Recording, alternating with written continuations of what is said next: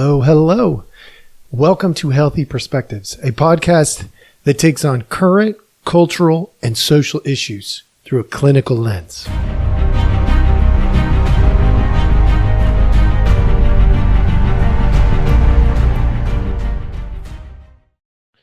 Hello, hello. All right. Well, welcome back, folks. I've been away for a while.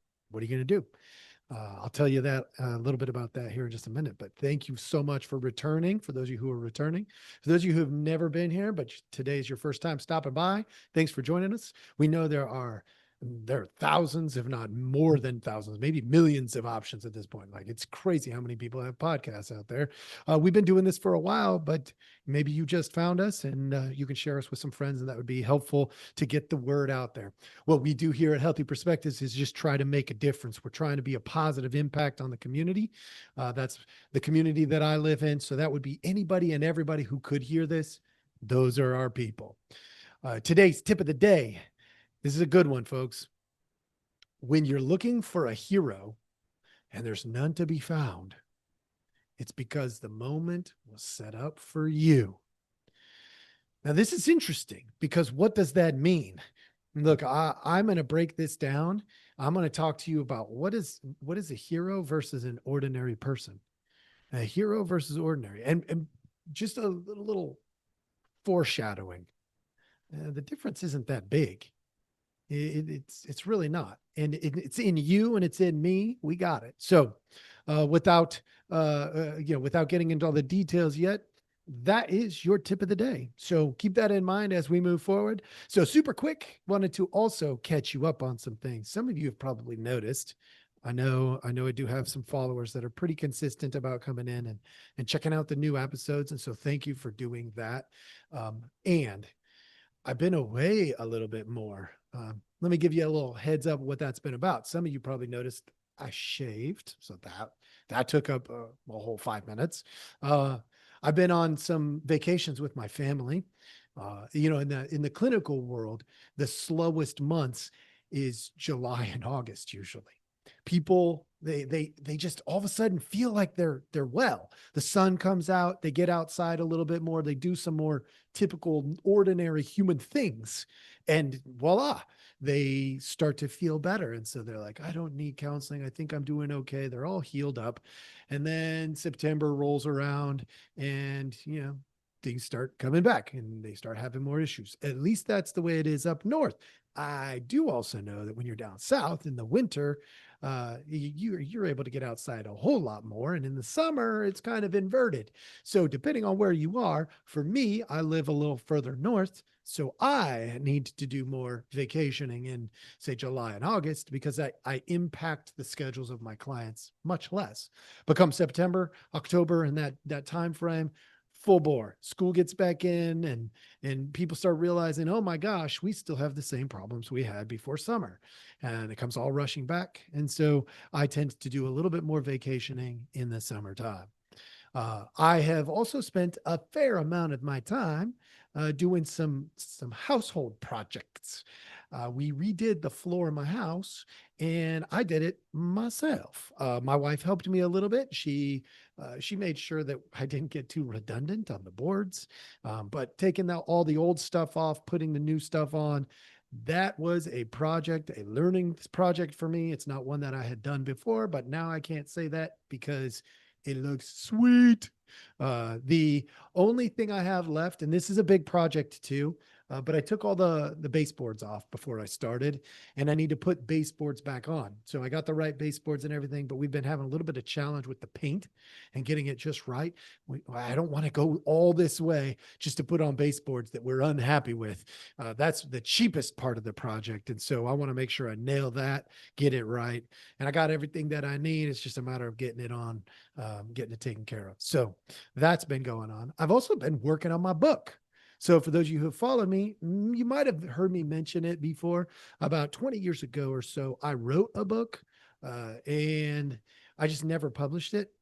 So I've been going back and I've been using, now that we've got some AI tools, although we had lots of good tools before that, but I'm taking advantage of the AI tool, and it's just going right into my document, and it's telling me where there's some grammatical errors, where there's, and so it's been really nice. It's been a more efficient way, breaking it down. I'm still going to be, the editing process is still the editing process. I have to check everything it tells me to make sure that it's still my voice that I want coming out in these characters. This book is going to be, I don't know, I'm thinking about trying to release it later this year. Hopefully I do. For those of you who follow me, send me a note if you think you're interested, and we'll see about getting you a copy. But what we are, it's an entertainment book, essentially. Obviously, because I'm a mental health professional, it's going to have some of those social dynamics that bring out some lessons. But it's an adventure. It's a fantasy. It's got some, by fantasy, I'm talking about some pieces of it that are unrealistic, but borderline realistic. So, it's enough to keep you interested. If you've seen some weird things in this world, it'll be like on that fringe of that's not really possible, but I like the idea kind of thing. So that's coming out. I've been working on that quite a bit. I've been spending time with friends. I've had some friends who've had some struggles, and so I've been doing that. And then, you know what? I've also been working more. I mean, a lot of people didn't, after vacations and before vacations, I always end up with a big influx. But a lot of people stuck with me even through the summer this year, which is good. It does create better stability for their healing process. So I appreciate that that's been happening, but I just haven't had as many gaps in my schedule, which makes recording a little bit more difficult. So that is a little update for those of you who are interested in me and my world. And I know for some of you that was like, whatever, but for some of you, it was something that you look forward to. And I know, because let me know. So thank you. Today, the tip of the day, as I told you, about heroism. Some people say heroism. You go either way. Heroes. All right. When you're looking for a hero and there's none to be found, I'm just reminding you, it's because the moment was set up for you. So let's take a look at the difference between a hero and somebody who is ordinary. When we look at a problem, a hero is going to be solution oriented. An ordinary person is going to be problem oriented, meaning they fixate on the issue itself, not the solutions necessarily. Y'all know these people, right? You can tell the difference. If a hero versus ordinary when it comes to a crisis, a hero is going to be needs oriented. And an ordinary person is going to be me oriented. What does that mean? They're focused on, oh my gosh, it's a crisis. What can I do for me? It's that more self-centric vantage point. A hero is going to be somebody in chaos who is influence oriented. They're going to look for, when chaos happens, they're going to say, what can I influence in a positive direction? They're going to be influence oriented. An ordinary person is going to blend in to get out. It's very passive. It's a survival mechanism. Chaos. Oh no. I got to weasel out of this. I got to get out. Not how do I influence it? How do I get out of it? So a hero, when it comes to the idea of heroism, a hero is not typically interested much in being a hero. They didn't put themselves in a position because they wanted to be the hero. But an ordinary person often will fantasize about how to be a hero because they know it's not in them. They're not focused on the right things. Okay. When it comes to we, if you said to a hero, somebody who's heroic, when I say we, what do you think? They would say, well, them, others focused. You're like, somebody out there is having a thing going on. They look out. When you say we, to somebody who is ordinary, they're going to say, well, that's me. I'm part of we, which is true. But you understand that makes it more selfish instead of selfless. And to be a hero, it's really about selflessness. And then if you ask a hero about altruism, now, those of you who followed me a while, you've heard me talk about altruism many times. The idea, well, you can look it up or go back and listen to my other podcasts. A hero would say, common sense. Why wouldn't I? Kind of approach. An ordinary person would say, what is that? So if you just said, what is that? Go back and listen to those podcasts. Maybe the hero is built into you. Maybe it is not. But I thought a little fun game after painting the difference between a hero and an ordinary person would be for me to pull up. And so I'm going to do this. Those of you who are following along on Rumble or YouTube, you're not going to see this because I'm not going to put it on the screen. I'm going to just read it. So I am going to X. X is a social media site. And there's a lot of politicians on there. And so what I'm going to do is I'm just going to go to senators. I just want to just take a look at a few senators. And so I went to people and, I got a whole list. I got, it shows me, I got Chuck Schumer, Elizabeth Warren, Senator Scott, Tammy Baldwin, Dick Durbin, Senator Patty Murray, all these people, John Fetterman. I mean, the list goes on and on and on. Bernie Sanders, Ted Cruz. Okay. So I got all the access to all of these politicians' feeds. Okay.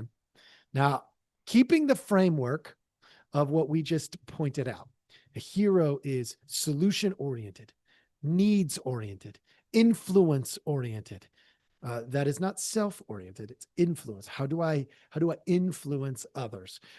Not interested in being the hero, other focused, and other focused as in like, what can I do for others focused, not because that was in the we category. Like, what does we mean? It means others have needs and wants and wishes and desires too.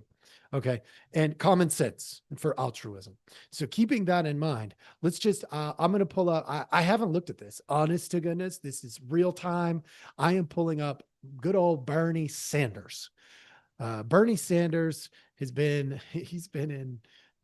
in politics probably longer than I've been alive, and I'm not young. And I'm just going to go to his very last post. I'm going to read it verbatim as he says it. He says, instead of forcibly, quote, removing the homeless, quote, from DC as Trump wants to do, we need to build millions of affordable housing units in America.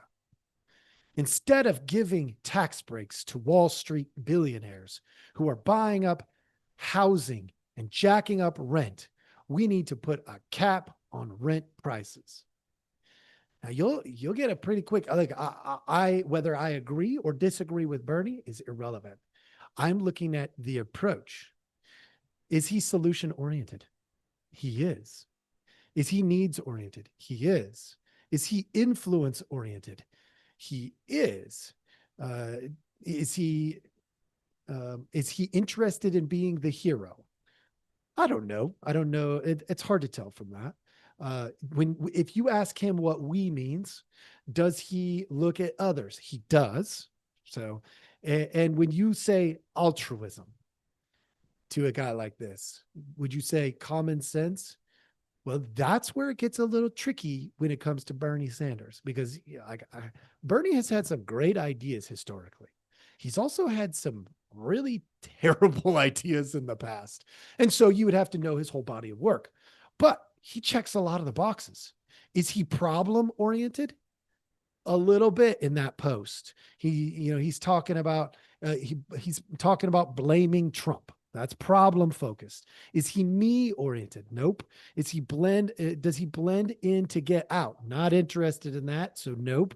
So like folks, he's checking off a lot of these boxes as a potential hero character. Now, Let's check at the one before that. I'm just going to do a couple of his because he's very interesting. Whether you like him or dislike him, he's a very interesting guy. The one right before that, he says, when we talk about authoritarian oligarchs, Putin is the model. Now that's problem focused. Let's see where he goes, because that would be ordinary. A lot of people focus on the problem, but if he's using it to set the stage, which he normally does, he goes on, he says, he is worth some $200 billion, kills dissidents and rigs elections, problem oriented.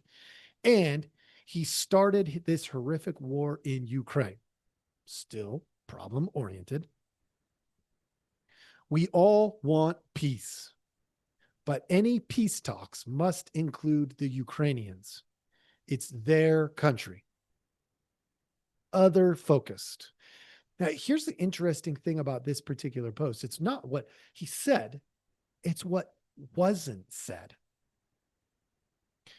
We all want peace. I think that's pretty accurate. It's pretty close to accurate. But it must include the Ukrainians. Okay, that's true. What is he doing? I actually think that that is him trying to use his influence. So when we talked about hero versus ordinary in the category of chaos, we did influence oriented or blend in to get out. I think he's trying to use his platform, his influence, to apply some pressure. In politics, this happens a lot. Unfortunately, he's simultaneously in his other post saying he's not on board with our politics. So who's he trying to influence? If you know about Bernie Sanders, you know he is a world order kind of guy. He wants the world to be essentially ruled and run by one group, which fine. Some people think that that's important, that needs to happen and that kind of stuff. But we do lose a lot in that. And so when you talk about him being a potential hero, it's in there. It's built in. He's got it in. It's built into the cake. It's a possibility for him to go that route. I'm going to click on, I don't want to click on him because I don't want to give you two the same party at the same time. I'm going to go Senator Cruz. So Ted Cruz, his very last post was, wow, he doesn't post very much. What it says here is on Purple Heart Day. This was August 7th. So do what you want. I mean, there hasn't been any other posts on this particular feed since August the 7th.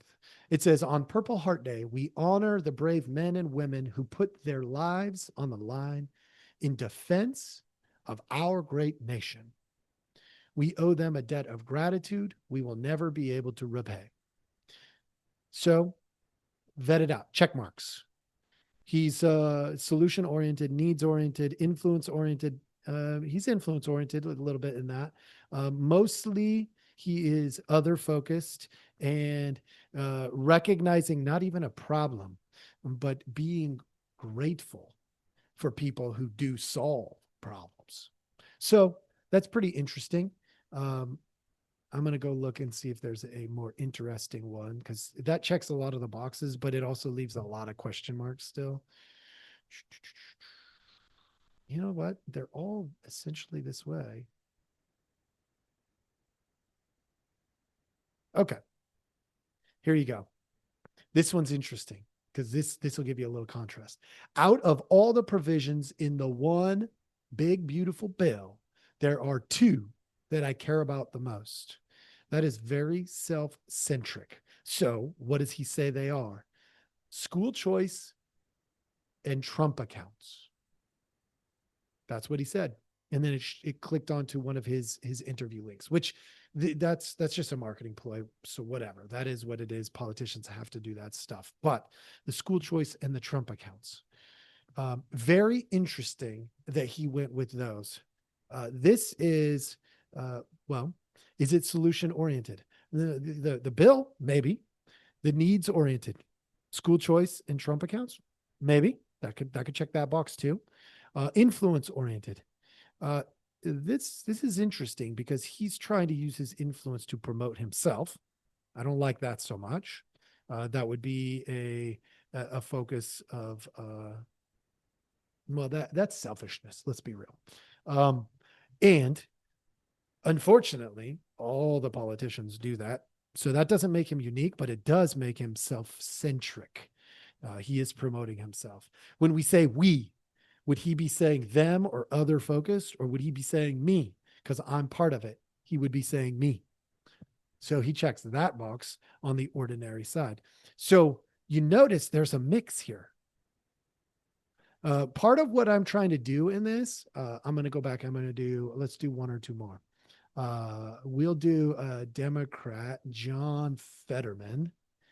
And I know many of you are like, I don't know, is he a Democrat at this point because of some of the things he says? But we're gonna go with it. He is, as of right now, at least.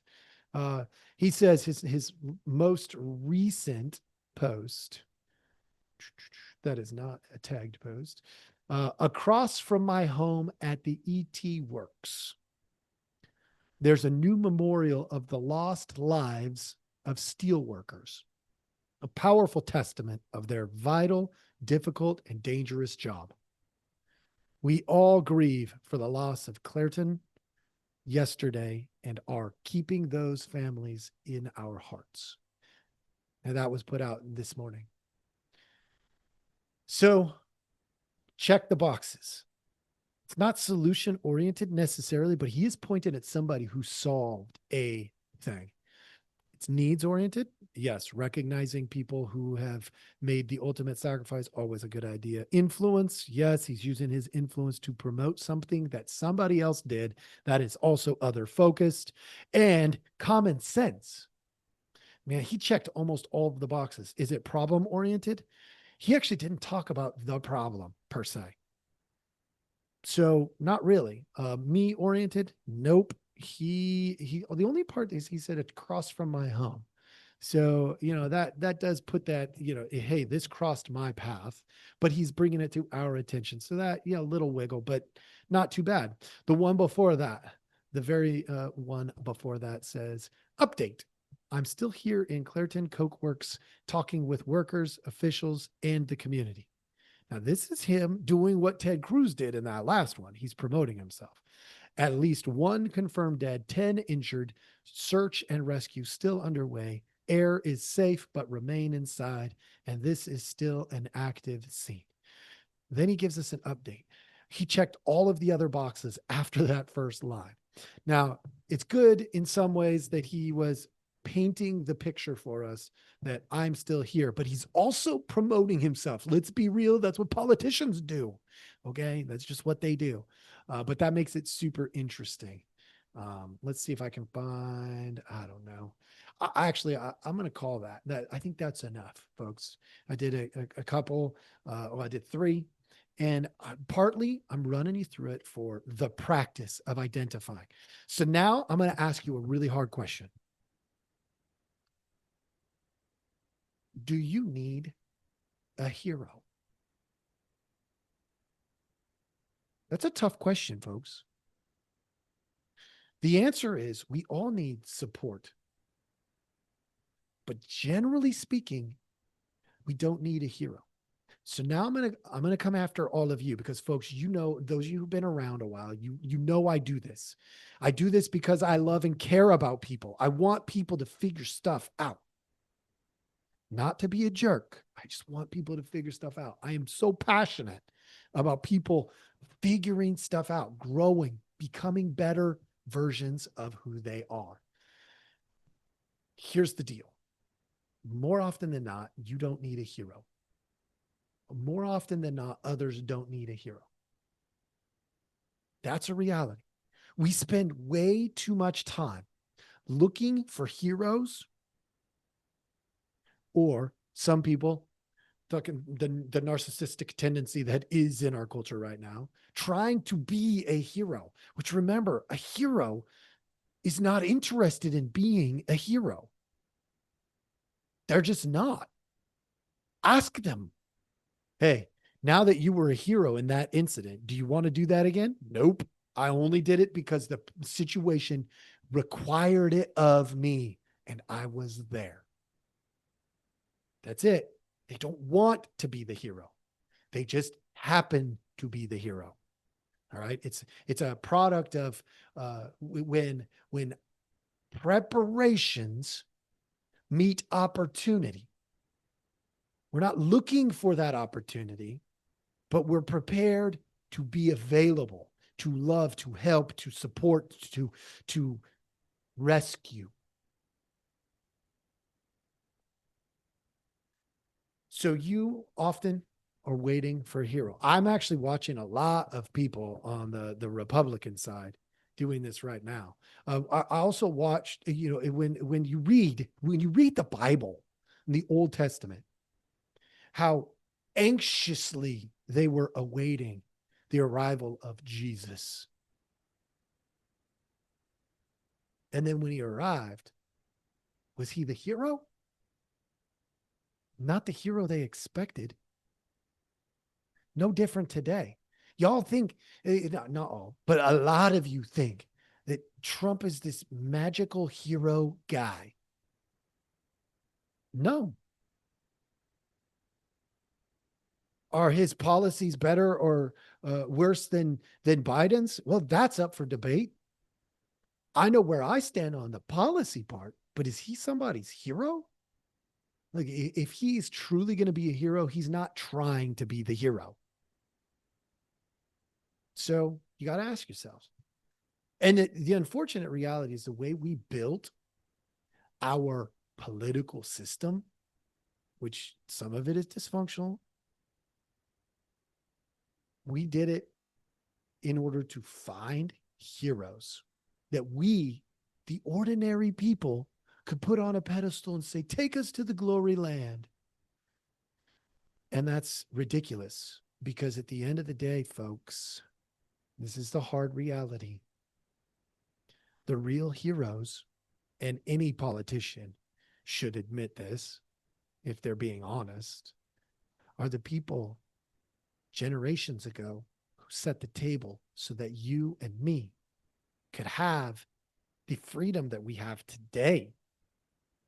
The ability to say, I am concerned about my anxiety and go see a counselor.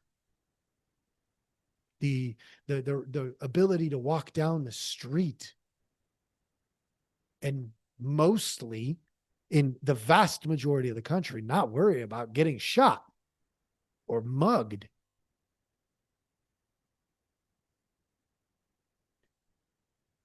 Which means, folks, you have a responsibility too. You can be an ordinary hero. That means maybe nobody will ever notice you, but you're still the hero of the story because you can set up for future generations a life that is safe, that is challenging, that is beautiful, that is filled with love and friendship. You can help other generations, the ones that are coming, the 50 years from now, 100 years from now, they could look back and they could see you, some ordinary person in some tiny little place, as a hero because of the way you lived your life. Solution-oriented, needs-oriented, influence-oriented. That means in your small little social circles, just saying, hey, look, you're off track on this thing, this issue. We got to get over here because this is going to set up our kids, our grandkids, our great-grandkids in a better way. You could be not interested in being seen as the hero, but being an ordinary hero. I know I'm confusing the words, but an ordinary hero is somebody who isn't interested in the limelight, but is interested in all of the other aspects. And who knows, maybe one day something is going to happen and the light is going to shine on you. And it is going to make a difference, and it is going to last generations. It could happen. It could happen to you. It could happen to me. It could happen to anybody if you're prepared with selflessness. If you are thinking beyond you and to the we, the us, the other.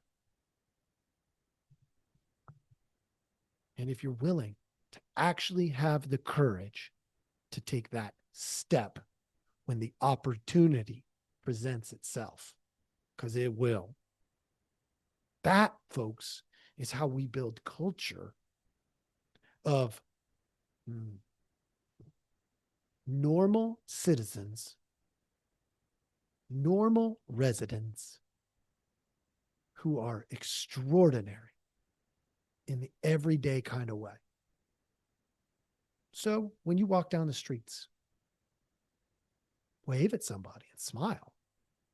When you go to the grocery store, thank the clerk who checks you out. By the way, they're disappearing everywhere, putting in the self-checkout stuff. Thank them for being there and checking you out. If you see somebody hurting, give them a hand.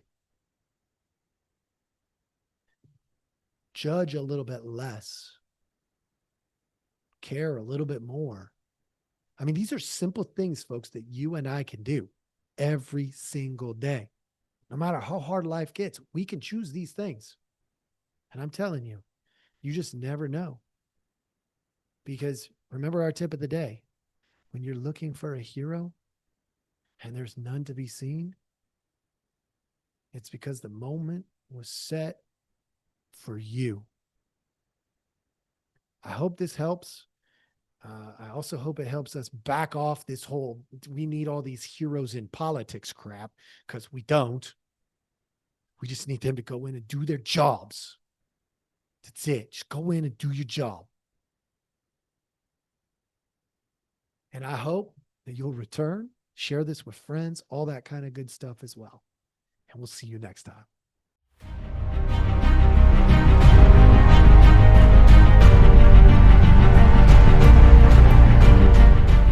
Hey, everybody. Thanks for listening.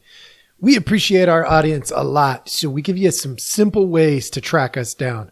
Please like, subscribe, and follow all the podcasts on different platforms, but you can also email us at healthyperspectives@protonmail.com, or you can check out our website at healthy-perspectives.com/podcast. It's a backward slash. So if you want to go to our landing page, if you go to healthy-perspectives.com, you'll still find us. You just got to click on the podcast button. Thank you so much.